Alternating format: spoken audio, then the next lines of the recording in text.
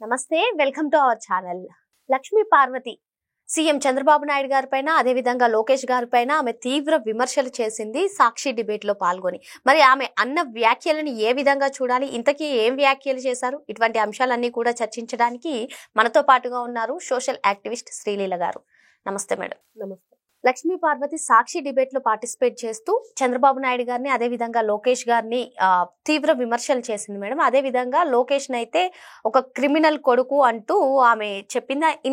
గతంలో విషయాలన్నీ కూడా చెప్తూ చట్టాలని మేనేజ్ చేశారు చంద్రబాబు నాయుడు గారు. అసలు జగన్మోహన్ రెడ్డి గారి గురించి మాట్లాడుతూ తల్లిని చెల్లిని అసలు గెంటేశారని మాట్లాడుతున్నారు. ఇవన్నీ మాట్లాడే రైట్ వాళ్ళకి లేదు, వాళ్ళ ఫ్యామిలీ మెంబర్స్ ని అసలు రాజకీయాల్లో ఎదగనీయకుండా చేశారు అంటూ వ్యాఖ్యానిస్తుంది. అసలు ఈ వ్యాఖ్యలన్నిటిని కూడా ఏ విధంగా చూడాలంటారు? వీరగంధం లక్ష్మీ పార్వతి. అసలు ఈవిడ గురించి చెప్పుకోవాలంటే నాకు వచ్చినప్పటి నుంచి మా ఊర్లో మా తాతగారు కూడా ఎప్పుడు చెప్తూ ఉండేవాళ్ళు, ఒకే మాట చెప్తూ ఉండేవాళ్ళు, ఎన్టీ రామారావు గారిని పొట్టన పెట్టుకోవడానికి వచ్చిన ఒక రాక్షసి, అతి తొందరలోనే ఆయన జీవితం పరిసమాప్తి చేస్తుంది. ఈ నిన్నగా మొన్న మనం చెప్పుకుంటున్నాం, ఏదో అన్న వదిలిన బాణం షర్మిల, మరి రాష్ట్రం ఈ విధంగా ఆవిడ సుడిగాలి పర్యటనలు చేసినట్లు పాదయాత్ర ఏదో చేసి ఆయన గెలిపించిందని. కానీ అప్పట్లోనే ఒక దుర్మార్గమైన కొంతమంది వ్యక్తుల చేత వదలబడిన వ్యక్తి ఎవరైతే ఉన్నారో వీరగంధం లక్ష్మీ పార్వతి. కట్టుకున్న భర్తే స్వయంగా చెప్పాడు ఈ నరరూప రాక్షసి గురించి. ఎంత కిరాతకమైన మనస్తత్వం, డబ్బు మీద ఎంత ఆశ ఉంది, లారీల కొద్ది చీరలు తెప్పించుకుంది. మరి అదేవిధంగా నందమూరి తారక రామారావు గారు ఈవిడ మెడలో తాళిబొట్టు కట్టలేదు. ఈవిడ ఆయన ఏదైతే వివాహం హిందూ సాంప్రదాయ ప్రకారం వివాహం చేసుకోలేదు. ఇది అందరికీ తెలిసిన విషయం. మరి కట్టుకున్న భర్త ఉండగానే మరి వేరే వ్యక్తితో వచ్చావంటే నువ్వు అసలు ఈ రోజున మాట్లాడటానికి కొంచెమైనా సిగ్గనేది ఉందా? ఈ రోజున నారా చంద్రబాబు నాయుడు గారి గురించి, వాళ్ళ కొడుకైన లోకేష్ గారి గురించి మాట్లాడే హక్కు ఉందా? అసలు ఈ రోజున నువ్వు చెప్పుకుంటున్నా ఒక వ్యక్తి అయితే కేర్ ఆఫ్ అడ్రస్గా చెప్పుకుంటున్నావు కదా తారక రామారావు గారి గురించి. మరి ఆయన పెట్టిన పార్టీని నువ్వేమైనా ఉద్ధరించావా? దాన్ని నిలబెట్టుకోవడానికి నీ శాయశక్తిలో ఏమన్నా ఉపయోగపడ్డావా? ఆ పార్టీ గురించి ఆలోచించావా? ఏ రోజైనా ఆ జెండా పట్టుకున్నావా? ఆ కండువా మెళ్ళో వేసుకున్నావా? నువ్వు ఈ రోజున ఏ విధంగా మాట్లాడగలుగుతావు? అసలు నువ్వు కూర్చున్న ఛానల్ ఏంటి? నువ్వు ఎవరి గురించి మాట్లాడుతున్నావు, ఎవరి తరపున మాట్లాడుతున్నావు? ఈ రోజున ఎవరి గురించి వాళ్ళని చెడుగా నువ్వు చూపించడానికి చూస్తున్నావు? నువ్వు కదా అసలు ఆ రోజున అన్నిటికీ కారణం. నువ్వు కదా ఆ కుటుంబం ముక్కలు చేసింది. నువ్వు కదా ఆ కుటుంబాన్ని బజార్కి ఇచ్చింది. నువ్వు కదా ఆ కుటుంబాన్ని సర్వనాశనం చేయడానికి కంకణం కట్టుకొని వచ్చింది. మేడం, ఇక్కడ ఇంకొకటి మేడం, మహానాడు వేదికగా లోకేష్ గారు చేసినటువంటి వ్యాఖ్యలు బాబాయ్ హంతకుడు వీలు కాదా అని చెప్పి డైరెక్ట్ గా రాయలసీమ ప్రజల్ని అడగడం జరిగింది. దాన్ని ఉద్దేశించి వెంటనే లోకేష్ బాబు గారి పైన క్రిమినల్ కేసు ఓపెన్ చేయాలంటూ ఆమె వ్యాఖ్యానించారు. మరి గతంలో చూసుకున్నట్లయితే ఏదైతే వివేకానంద గారి హత్య జరిగిందో వెంటనే నారాసుర వారి రక్త చరిత్ర అని చెప్పి సాక్షిలో వచ్చింది. మరి అదంతా నిజం కాదు కదా, మరి ఎవరిపైన క్రిమినల్ కేసులు నమోదు చేయాలని చెప్పి ఇప్పుడు ప్రజలు డిమాండ్ చేస్తున్నారు. దీనికి ఏం చెప్తారంటారు లక్ష్మీ పార్వతి గారు? ప్రజలందరికీ తెలిసిన విషయం అక్కడ ఏం జరిగింది. అసలు వివేకానంద రెడ్డి గారు ఏ విధంగా చంపబడ్డారు, ఆయన తర్వాత 6 అనుమానాస్పదంగా మరణించారు. మరి వీటన్నిటికి కారణం ఎవరు? మరి అందరి చేతి వేళ్ళు ఎటువైపు చూపిస్తున్నాయి? ఈ చనిపోయిన వాళ్ళల్లో మరి ఎవరైతే జగన్మోహన్ రెడ్డి చాలా ఉత్తముడు అని చెప్తున్నా, ఈ ఉత్తమరాలకు తెలియదా ఆయన కారు డ్రైవరేనని, వాళ్ళు హైదరాబాద్ నుంచి పులివెందులు తీసుకొచ్చిన వ్యక్తేనని?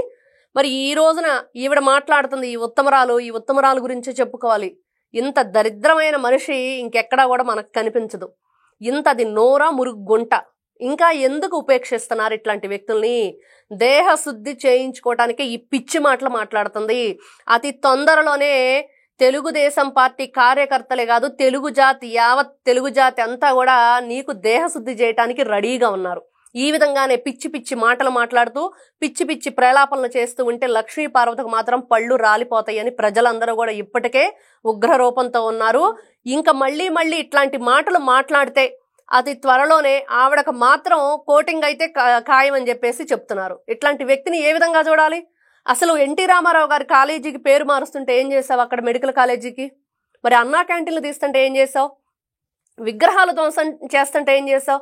సరే, అవన్నీ గతంలో జరిగినాయి. నిన్నగా మొన్న మహానాడులో ఆ బ్యానర్లన్నీ వీళ్ళంతా కూడా చింపేసి మరి అక్కడ ఉన్న కండువాలు అవైతే జెండాలు అయితే కూడా లాగేసి ఏ విధంగా చేశారు చిన్నా భిన్నం.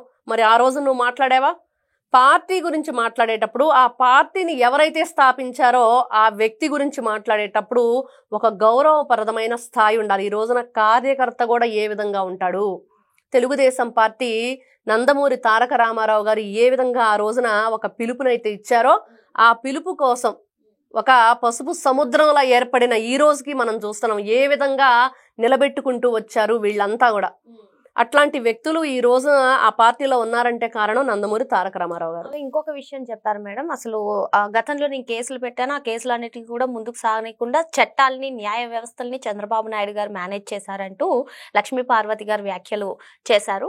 మరి దీన్ని ఉద్దేశించే ప్రజలు ఇప్పుడు అడుగుతున్నారు, ఎవరు చట్టాలని మేనేజ్ చేశారు, ఎవరు వ్యవస్థల్ని మేనేజ్ చేశారు? మరి 3600కు పైచిలకు వాయిదాలు తప్పించుకొని జగన్మోహన్ రెడ్డా చంద్రబాబు నాయుడు గారా అని చెప్పి ఇప్పుడు డైరెక్ట్ గా ప్రజలే క్వశ్చన్ చేస్తున్నారు. దీనికి ఆమె ఏం సమాధానం చెప్తారు? ఇక్కడ అసలు ఆ రోజు ఏదైతే ఒక మహానుభావుడిని పొట్టన పెట్టుకుందో ఈ నీచురాలు, ఒక బ్రహ్మ రాక్షసిలాగా, ఒక నరహంతకురాలు నిజంగా చెప్పాలంటే, ఆ రోజున పచ్చి రక్తం దాగే ఒక కిరాతకురాలు. మరి ఆ రోజున ఆ మహానుభావుడిని పొట్టన పెట్టుకున్నప్పుడు ఆ కుటుంబ సభ్యులంతా కూడా ఇట్లాంటి విషాదమైన ఘటన అంటే ప్రపంచవ్యాప్తంగా కూడా దిగ్భ్రాంతికి లోనైంది. నందమూరి తారక రామారావు గారు ఇక లేరు అన్నప్పుడు మరి ఆ క్షణాన అక్కడున్న సమయాన్ని ఏంటి ఏం జరుగుతుంది అనే టైంలో ఇంత నీచురాల గురించి ఆలోచించటం అనవసరం. కుక్కకి బిస్కెట్లు వేసినట్లుగా ఏదో దాని బ్రతుకు బతికిద్ది వదిలేద్దాం అని చెప్పేసి వదిలేశారు. లేకపోతే ఈ రోజు నువ్వు ఇలాగ విర్రవీగేదానివా, ఇట్లాంటి పిచ్చి మాటలు మాట్లాడేదానివా ఆ కుటుంబం తలుచుకుంటే? ఆ రోజున ఏ విధంగా నువ్వు ప్రవేశించావు, ఏ విధంగా ఆయన్ని స్లో పాయిజన్ తోటి స్టెరాయిడ్స్ ఇచ్చి ఆయన జీవితాన్ని సర్వనాశనం చేసి ఏ విధంగా అందరికీ తెలుసు. ఈ రోజున ఎన్టీ రామారావు గారికి అతి దగ్గరగా మెలిగిన వాళ్ళందరూ కూడా ఎన్నో ఇంటర్వ్యూలు మనం చూసాం. వాటన్నిటిలో ఎన్నో నిజాలు. అంటే మేమందరం చిన్నపిల్లలం అప్పుడు, మాకు ఎవరో చెప్తేనే తెలుస్తుంది.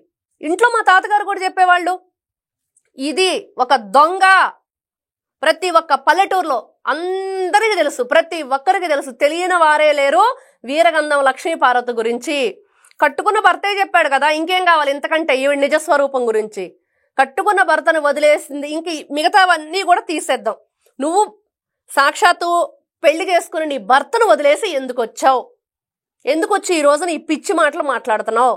మరి నీలాంటి వ్యక్తిని ఏం చెయ్యాలి? నిలువునా పాతెయ్యాలి అంటున్నారు ప్రజలందరూ కూడా.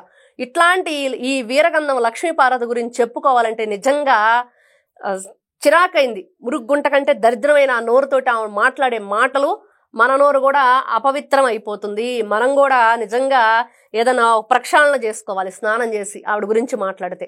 ఇంతకంటే ఇంకా దౌర్భాగ్య పరిస్థితి ఇంకోటి ఉండదు.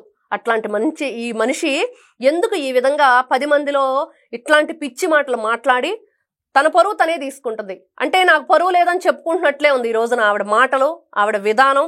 మరి సాక్షాత్తు ఆయన దేవుడిగా భావిస్తాం అందరం కూడా తారక రామారావు గారిని. మరి అట్లాంటి వ్యక్తి స్థాపించిన పార్టీని వాళ్ళ భుజస్కంధాల మీద మోస్తూ ఏ విధంగా ఈ రోజు కూడా పరువుగా బ్రతకటానికి, అదేవిధంగా ఆ పరువు పోకుండా కాపాడుకోవటానికి ఆయన ఏదైతే కొన్ని ఆశయాలు చెప్పారో, ప్రజల్ని ఏ విధంగా మనం చూసుకోవాలి, వాళ్ళని ప్రగతి పదం వైపు ఏ విధంగా నడిపించాలి, పార్టీ బాధ్యతలు తీసుకొని ఈ రాక్షసి ఈ కబంధ హస్తాల్లో నుంచి ఆ మనిషిని కాపాడుకోలేకపోయాం, కనీసం పార్టీనైనా కాపాడుకుందాం అనే ఆశయంతో ముందుకు వెళుతుంది నారావారి కుటుంబం నందమూరి కుటుంబంతో కలిసి. ఆ విషయం మర్చిపోయింది ఈ దుర్మార్గురాలు. ఇంకా నిజంగా చెప్పాలంటే అసలు ఈమెను తిట్టాలంటే దేంతో పోల్చాలో కూడా అర్థం కాని పరిస్థితి. ఇంత నీచమైన బ్రతికే ఈవిడ నువ్వు ఈ రోజున నా భర్త అని చెప్పుకుంటే ఇంటానికి కర్ణ కఠోరంగా ఉంది, వినలేకపోతున్నారు ప్రజలు. ఎక్కడి నుంచి వచ్చాడు నీకు ఆ భర్త? ఎలా అవుతాడు నీకు భర్త? ఏ విధంగా అవుతాడు? ఆయన గురించి ఏ రోజన్నా నువ్వు ఆలోచించావా? ఆయన సంబంధించిన ఈ రకంగా అసలు అన్నా క్యాంటీన్ ఆయన ఎంతో గొప్పగా పేదవాళ్ళకి దేవుడు ఎన్టీ రామారావు అని చెప్పుకునే ప్రతి ఒక్క పేదవాడు 5 రూపాయలకి అన్నం ఆయన పేరుతో పెడుతుంటే దాన్ని కూడా దుర్మార్గంగా ఆ భోజనాలంతా నాశనం చేసి ఆ టెంట్లన్నీ తీసేసి అక్కడున్న రూములన్నీ కూడా ఆ షట్టర్లన్నీ క్లోజ్ చేసి ఏ విధంగా దుర్మార్గమైన చర్య చేసిన జగన్మోహన్ రెడ్డిని ఆ రోజు నువ్వు ఎందుకు ఖండించలేదు? ఎందుకు మాట్లాడలేకపోయింది లక్ష్మీ పార్వతి? ఈ రోజున కట్టుకథలు చెప్పుకుంటూ కాకమ్మ కబుర్లు పతివ్రత శిరోమణిలా మాట్లాడుతుంది. ఇట్లాంటి దుర్మార్గురాల్ని ఏం చెయ్యాలి? నిజంగా ఈవిడ్ని అతి త్వరలోనే దేహ శుద్ధి చెయ్యాలి, నోటికి తాళం వేయాలి, రెండోసారి పిచ్చి మాటలు మాట్లాడకుండా గట్టిగా బుద్ధి చెప్పాలి. ఇదైతే ఖచ్చితంగా జరిగి తీరుతుంది. ప్రజలందరూ కూడా చాలా స్ట్రాంగ్ గా దీని గురించి ఆలోచిస్తున్నారు. లక్ష్మీ పార్వతి పదే పదే ఇట్లాంటి పిచ్చి మాటలు మాట్లాడితే గౌరవ ముఖ్యమంత్రి నారా చంద్రబాబు నాయుడు గారి గురించి కానీ, అదేవిధంగా లోకేష్ గారి గురించి కానీ, తెలుగుదేశం పార్టీ గురించి కానీ నువ్వు ఆ పిచ్చి ఛానల్లోకి వెళ్ళి పిచ్చి మాటలు మాట్లాడితే మాత్రం పళ్ళు రాలుతాయని ప్రజలు చెప్తున్నారు. Thank you madam. నమస్తే.